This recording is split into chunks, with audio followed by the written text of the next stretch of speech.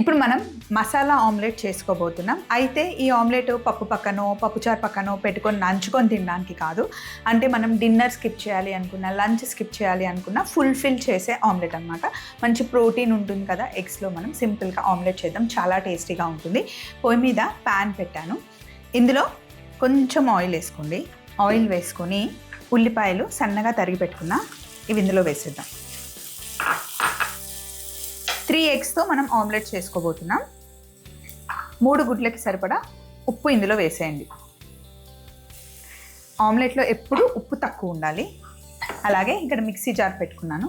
ఇందులో ఒక 2 పచ్చిమిర్చి, కాస్త కొత్తిమీర, ఇంకా కొద్దిగా జీలకర్ర ఇవి వేసి దీన్ని మనం కచ్చాబచ్చాగా మిక్సీ పట్టుకోవాలి.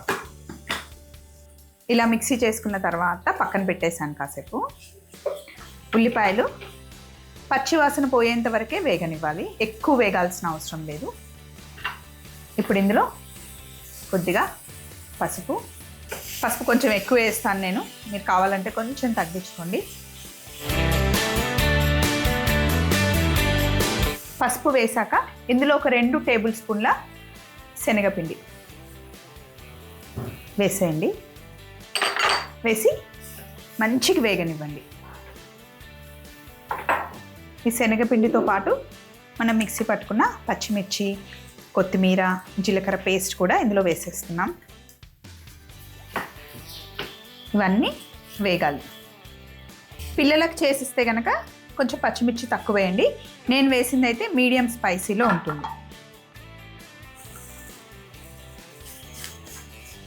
శనగపిండి పచ్చివాసన పోయేంత వరకు వేగనివ్వాలి. కావాలి అంటే మీరు ఇందులో కొంచెం గరం మసాలా కూడా యాడ్ చేసుకోవచ్చు, మీ ఫేవరెట్ గరం మసాలా ఏదైనా ఉంటే.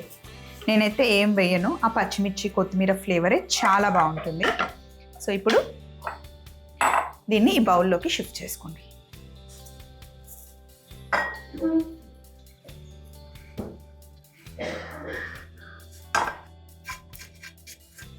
కొద్దిగా చల్లగా అవ్వాలి. కాస్త చల్లారిన తర్వాత మిగతా ప్రాసెస్కి వెళ్దాం.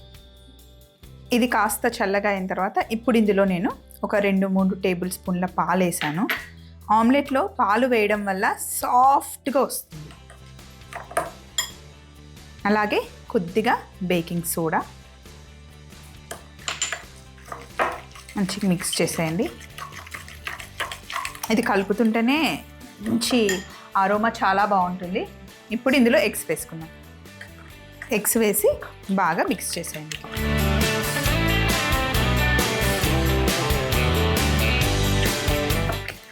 ఇలా బాగా మిక్స్ చేసేసాం కదా, ఆమ్లెట్కి రెడీ అయిపోయింది. ఇప్పుడు మనం ఆమ్లెట్ వేసుకోవడానికి ఎగ్ మిక్చర్ రెడీ అయిపోయింది.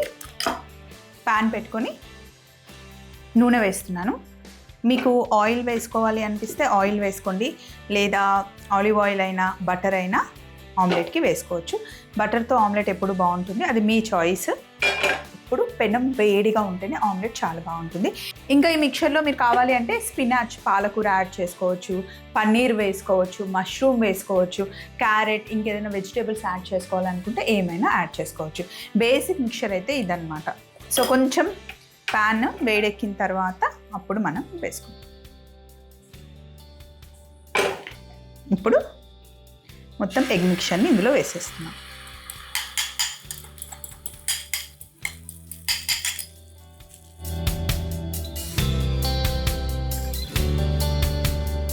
మొత్తం ఎగ్ అంతా వేసేసిన తర్వాత ఇప్పుడు మూత పెట్టేయండి.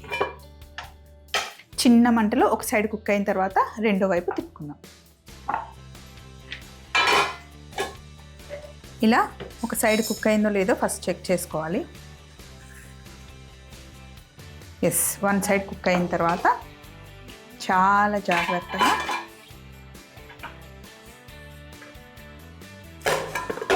ఆమ్లెట్ని ఇలా ఫ్లిప్ చేసి మూత పెట్టుకోవాలి.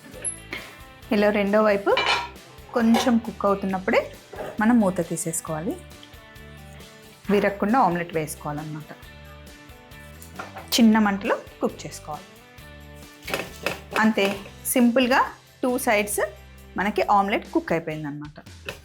దీన్ని ఇంకా మనం హ్యాపీగా ఫుల్గా తినేసి డిన్నర్నైనా లంచ్నైనా స్కిప్ చేస్తే సరిపోతుంది. ఎలా ఉంది ఆమ్లెట్? నచ్చిందా?